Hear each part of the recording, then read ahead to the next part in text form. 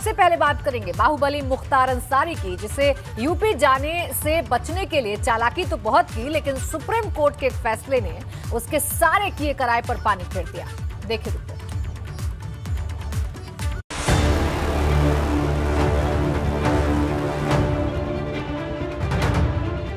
Baahubali, gangster, mafia और माननीय भी। जी हाँ, अपराध की दुनिया की हर डिग्री इसके नाम है। जराइम की दुनिया की डिक्शनरी का हर शब्द इसके नाम है। कभी खौफ का दूसरा नाम कहा जाने वाला मुख्तार अंसारी आज खुद खौफ में है।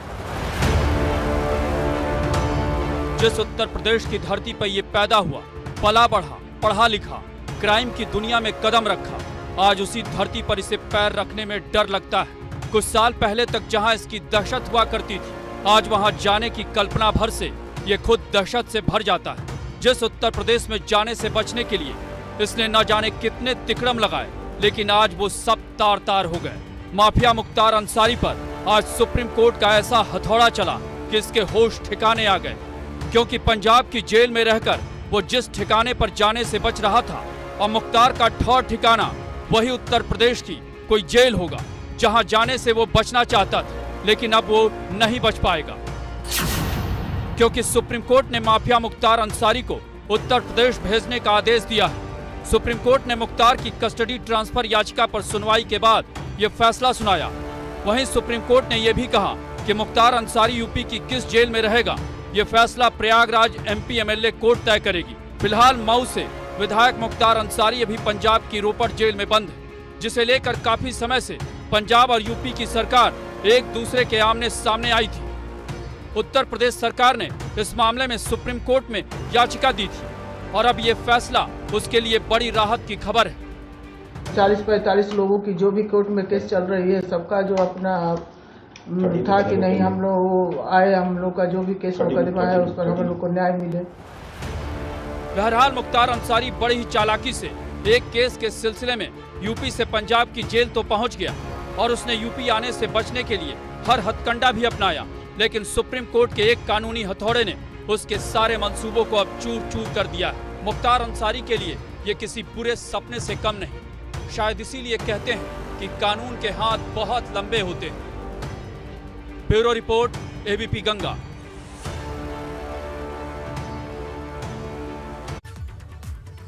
वहीं मऊ की सदर विधानसभा सीट से बाहुबली विधायक मुख्तार अंसारी को सुप्रीम कोर्ट ने झटका दिया।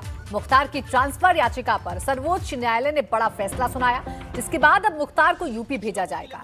इस मामले पर मुख्तार के प्रतिनिधि आनंद यादव ने कहा कि कोर्ट का फैसला सभी को स्वीकार है। मुख्तार लंबे समय से जेल में बंद है, उन्हें कोई दिक्कत नहीं हुई। अगर आगे कोई दिक्कत होती है तो उसे दूर किया जाएगा। सहमति की बात, पब्लिक की बात सहमति में और कोर्ट में बहुत अंतर है। हमें कोर्ट पर विश्वास है। अब मानिए सर्वोच्च न्यायालय ने जो आदेश दिया है उसका हम सभी लोग सम्मान करेंगे, और हमको लगता है कि यूपी आने से कोई बहुत दिक्कत नहीं है। वो तो 16 साल से जेल में है, और यूपी की जेलों में काफ़ी दिनों तक उन्होंने व्यतीत किया है, और आने भविष्य में जो चिंताएं हैं वो ऊपर वाले के हाथ में है। मुख्तार अंसारी पर यूपी भेजने के सुप्रीम कोर्ट के आदेश पर यूपी सरकार के प्रवक्ता सिद्धार्थनाथ सिंह ने कहा है कि वो सुप्रीम कोर्ट के फैसले का स्वागत करते हैं। ये योगी सरकार की मुहिम है जिसमें प्रदेश में कानून व्यवस्था का राज है। सिद्धार्थनाथ सिंह ने कहा कि सुप्रीम कोर्ट ने योगी सरकार के कानून के राज पर मुहर लगा दी है। सुप्रीम कोर्ट का जो निर्णय हुआ है उसको हम लोग स्वागत करते हैं मुख्तार अंसारी के विषय में, लेकिन साथ ही साथ जिस प्रकार से हमारे मुख्यमंत्री योगी आदित्यनाथ जी ने मुहिम छेड़ी है कानून व्यवस्था का राज रहे, आज उस पर भी मोहर लगी है। पंजाब सरकार ने काफ़ी कोशिशें करी, लेकिन वो जीत उनकी नहीं हुई है, और हार होते हुए उनको अब रिलीज ही करना पड़ेगा मुख्तार अंसारी को। और बलिया में यूपी सरकार में राज्य मंत्री आनंद स्वरूप शुक्ला ने मुख्तार पर दिए गए सुप्रीम कोर्ट के फैसले का स्वागत किया है। उन्होंने कहा कि मुख्तार को यूपी लाने के लिए योगी सरकार ने काफी कोशिश की। पंजाब सरकार और कांग्रेस पूरी ताकत से मुख्तार को बचाने में लगी। माननीय उच्चतम न्यायालय के इस निर्णय का मैं बहुत स्वागत करता हूं। उत्तर प्रदेश की योगी जी की सरकार ने जो प्रयास किए मुख्तार अंसारी को कांग्रेस की सरकार और कांग्रेस पार्टी पूरी तरीके से बचाने में लगी हुई थी। आज यह विजय उत्तर प्रदेश सरकार की अपराधियों के विरुद्ध जो कड़ी कार्रवाई चल रही है उस क्रम में हमें विजय प्राप्त हुई है और निश्चित रूप से मुख्तार अंसारी को उत्तर प्रदेश लाने के बाद माननीय न्यायालय उसके ऊपर जो आपराधिक केस चल रहे हैं उसके बारे में निर्णय लेगा।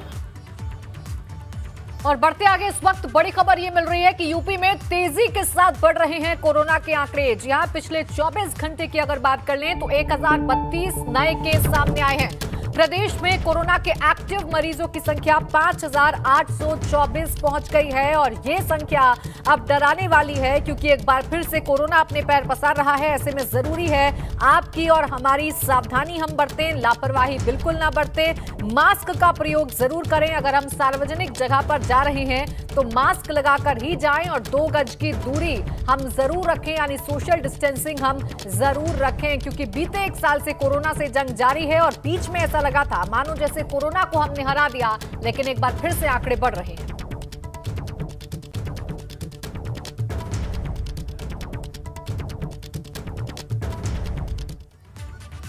यूपी में कोरोना के बढ़ते मामलों के बीच सरकार ने होली के त्योहार और पंचायत चुनाव को देखते हुए मुख्यमंत्री योगी आदित्यनाथ ने कोरोना संक्रमण को रोकने के लिए सावधानी बरतने के निर्देश जारी किए हैं, जिसके तहत सभी रेलवे स्टेशन, बस अड्डों और एयरपोर्ट पर यात्रियों की कोविड जांच करने, कोविड अस्पतालों में जरूरी सुविधाएं सुनिश्चित करने, कोविड हेल्प डेस्क की व्यवस्था को सुचारू रूप से चलाने के अलावा रोजाना 1.5 लाख से ज्यादा कोविड टेस्टिंग करने के निर्देश दिए हैं।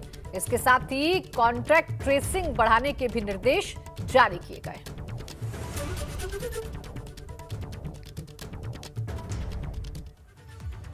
और चलिए सीधा रुख कर लेते हैं हम लखनऊ का। मेरे सहयोगी अनुभव शुक्ला जुड़ गए हैं इस खबर पर ज्यादा जानकारी के साथ। अनुभव, देखिए ये जो आंकड़ा है अब 1032 का, ये डराने वाला है और कहीं ना कहीं अब एक बार फिर से सावधानी बरतने की जरूरत है। क्या कुछ तैयारी सरकार की?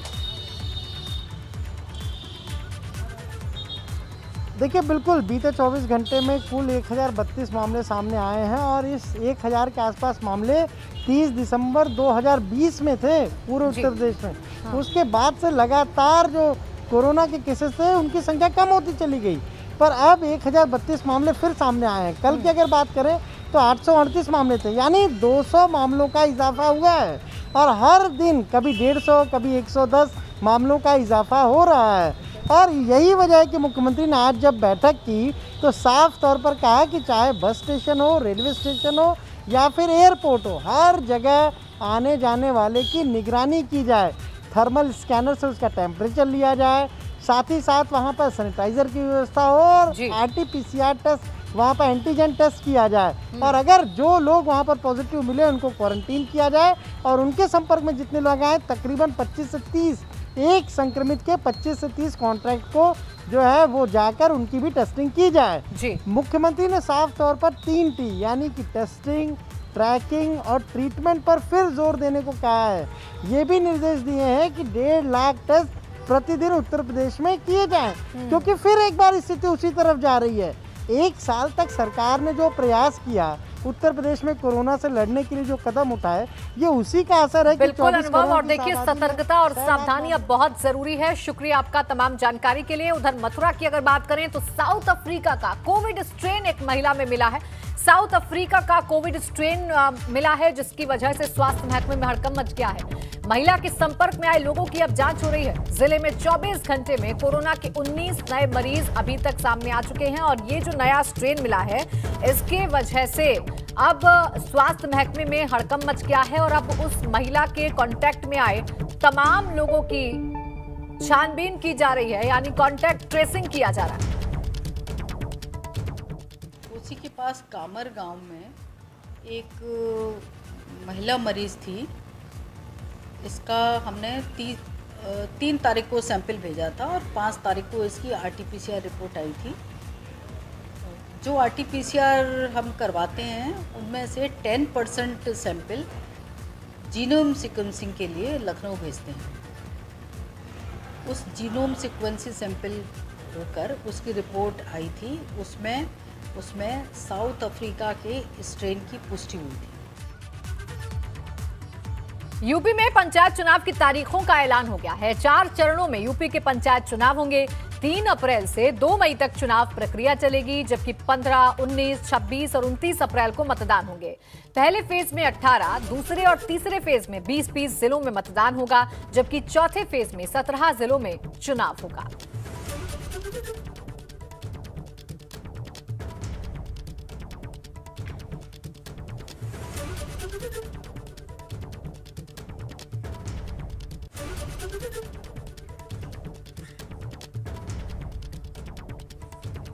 तो देखिए, यूपी में पंचायत चुनाव की तारीखों का अब ऐलान हो गया है और क्या कुछ पूरी डिटेलिंग है ये आप अपने टेलीविजन स्क्रीन पर देख रहे हैं।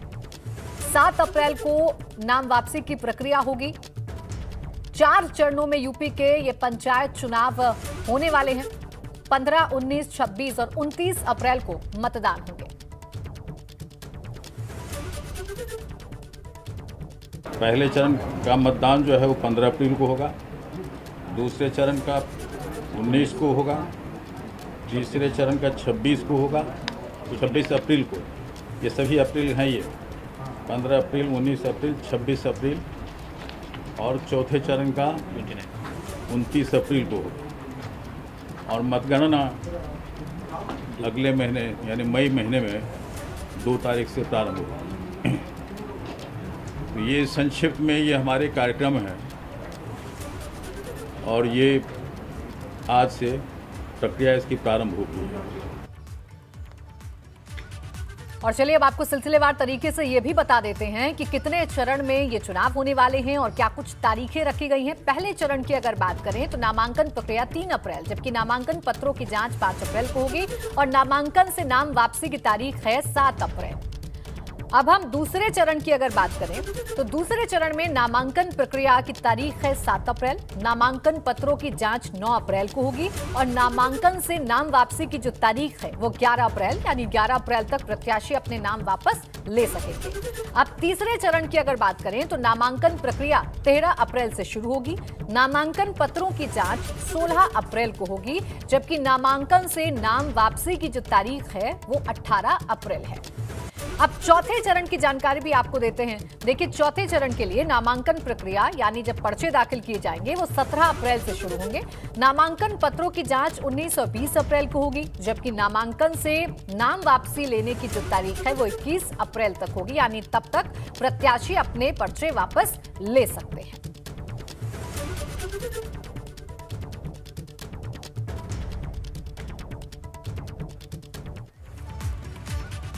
उधर यूपी सरकार की कैबिनेट मंत्री सतीश महाना ने पंचायत चुनाव की तारीखों के ऐलान पर कहा कि इस बार भाजपा ने जोरदार तैयारियां की हैं। उन्होंने कहा कि भाजपा की सोच ये है कि प्रधान से लेकर प्रधानमंत्री तक भाजपा के लोग चुने जाएं।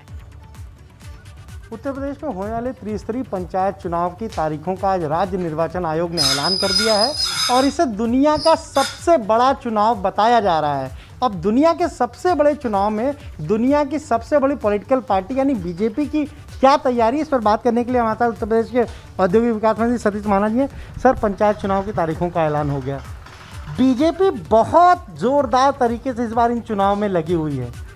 क्या 2022 के पहले इसे पार्टी एक सेमीफाइनल मान रही है क्या? देखिए, माननीय प्रधानमंत्री जी ने और भारतीय जनता पार्टी ने इस बात को कहा है कि पंचायत से लेकर प्रधानमंत्री तक भारतीय जनता पार्टी का होना चाहिए। जिस समय राजनीतिक दुराग्रह से हटकर जिस समय हम समाज में काम करते हैं उस समय उसका लाभ सीधा जनता को मिलता है, जिससे हम जनता के कल्याण की योजनाएं और जनता के बीच में जनता की अपेक्षाओं को पूरा कर सकें।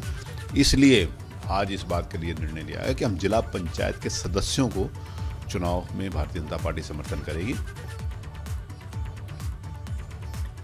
और पंचायत चुनाव की अधिसूचना जारी होने के बाद अयोध्या में जिलाधिकारी अनुज झा ने रिटर्निंग ऑफिसर और सहायक रिटर्निंग ऑफिसर्स के साथ कलेक्ट्रेट सभागार में बैठक की। बैठक में डीएम अनुज झा ने रिटर्निंग और सहायक रिटर्निंग ऑफिसरों को पंचायत चुनाव से जुड़ी जानकारी दी। डीएम अनुज झा ने बताया कि पंचायत चुनाव की अधिसूचना जारी हो चुकी है और आज से आचार संहिता भी लागू हो गई है। जिले में भी अलग से पंचायत चुनाव की अधिसूचना जारी होगी। आज बैठक में रिटर्निंग ऑफिसर और सहायक रिटर्निंग ऑफिसर्स को नामांकन पत्रों की जांच, चुनाव चिन्हों का आवंटन, मतदान और मतगणना से जुड़ी जानकारी दी गई। बढ़ते आगे, कृषि कानून के विरोध में किसानों ने आज भारत बंद का आह्वान किया, जिसका मिला जुला असर देखने को मिला। टीवी स्क्रीन पर प्रदेश की अलग अलग जगहों से भारत बंद की तस्वीरें हैं। श्रावस्ती में जहां किसानों ने नेशनल हाईवे भिनगा बहराइच मार्ग को पूरी तरीके से जाम कर धरना प्रदर्शन किया, तो वहीं बागपत में संयुक्त किसान मोर्चा के किसानों ने दिल्ली सहारनपुर नेशनल हाईवे को जाम किया। सिद्धार्थनगर में भारतीय किसान यूनियन के टिकैत गुट के किसानों ने कलेक्ट्रेट परिसर पर प्रदर्शन करते हुए सरकार के खिलाफ नारेबाजी की। वहीं मुरादाबाद में भी किसानों ने अलग अलग जगहों पर सड़क जाम कर कृषि कानूनों को वापस लेने की मांग की। बात अगर अलीगढ़ की करें तो बंद का कुछ खास असर देखने को नहीं मिला, जबकि ग्रेटर नोएडा में संयुक्त किसान मोर्चा ने ग्रेटर नोएडा के सूरजपुर दुर्गा टॉकीज के पास चक्का जाम किया।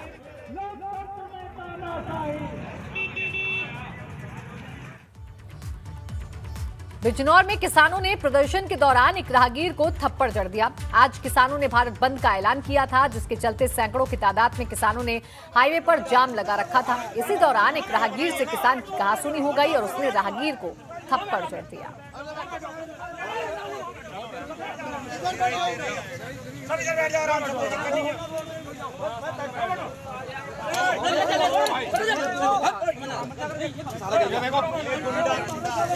देखिए, तस्वीरें आपके सामने हैं। दरअसल आज किसानों ने भारत बंद का ऐलान किया था और इस दौरान जब किसान इस सड़क को जाम करने की कोशिश कर रहे थे तो एक राहगीर ने आपत्ति जताई और राहगीर की आपत्ति इन किसानों को इतनी नागवार गुजरी कि उन्होंने राहगीर को थप्पड़ जड़ दिया। इन तस्वीरों को देखने के बाद सवाल ये है कि क्या देश का किसान आम आदमी के साथ इस तरीके का सलूक कर सकता है?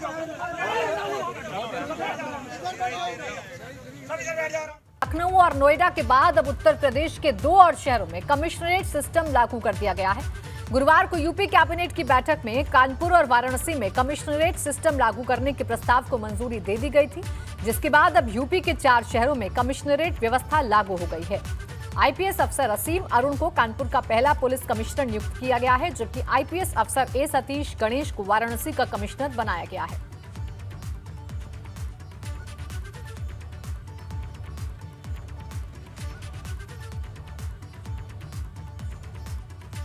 और वहीं प्रदेश में अवैध शराब के खिलाफ अभियान जारी है। पुलिस और आबकारी विभाग की टीम जगह जगह छापेमारी कर रही है। आपको हम 4 तस्वीरें दिखाते हैं। ये 4 तस्वीरें उत्तर प्रदेश की हैं। मैनपुरी पुलिस ने 1200 लीटर शराब बनाने वाला केमिकल बरामद किया है, साथ ही 5 अभियुक्तों को गिरफ्तार किया है। वहीं हरदोई में आबकारी विभाग की टीम और पुलिस ने छापेमारी कर 126 लीटर मिलावटी शराब बरामद की है, साथ ही मौके से 3 लोगों को गिरफ्तार किया है। वहीं बाराबंकी में छापा मारकर पुलिस ने अब तक 445 लीटर अवैध शराब के साथ 12 अभियुक्तों को भी गिरफ्तार किया है, जबकि झांसी में आबकारी विभाग की टीम और मऊरानीपुर पुलिस ने भकौरा डेरा पर 1000 लीटर अवैध कच्ची शराब बरामद की और 2 महिलाओं को भी गिरफ्तार किया।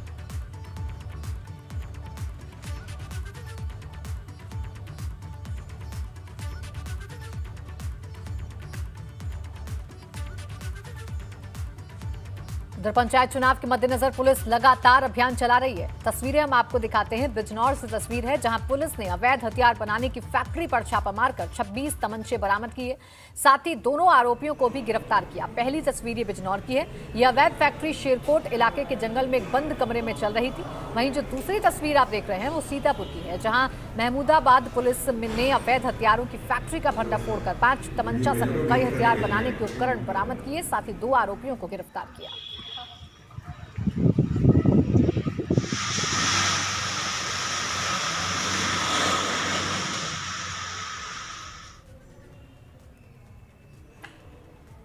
तो देखिए, 2 तस्वीरें आपके सामने हैं। बिजनौर और सीतापुर, एक तरफ जहां अवैध शराब लोगों को मौत बांट रही है, तो वहीं दूसरी तरफ पुलिस का अभियान बदस्तूर जारी है और नकेल कसने की कोशिश की जा रही है ऐसे अवैध कारोबारियों पर।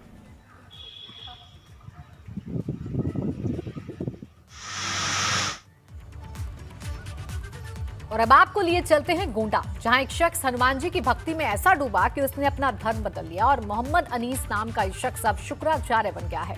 गोंडा के लायकपुरवा गांव का रहने वाला ये शख्स इन दिनों चर्चा का विषय बना हुआ है। ये सब तब हुआ जब एक रिटायर्ड दारोगा ने गांव में हनुमान जी का एक मंदिर बनवाया, जिसके बाद अनीस नामक का ये शख्स वहां पूजा पाठ करने लगा और फिर अपना धर्म परिवर्तन करके अनीस से शुक्राचार्य बन गया।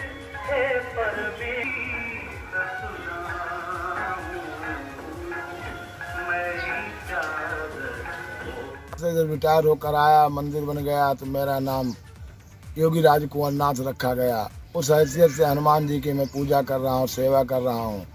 जिस समय आया था क्षेत्र का माहौल खराब, बहुत ख़राब था। हमारे गांव लायकपुरवा का बहुत नाम बदनाम था। सब लोग सुधर गए, धीरे धीरे शराब पीते थे, मीट खाते थे, सब लोग सुधर गए।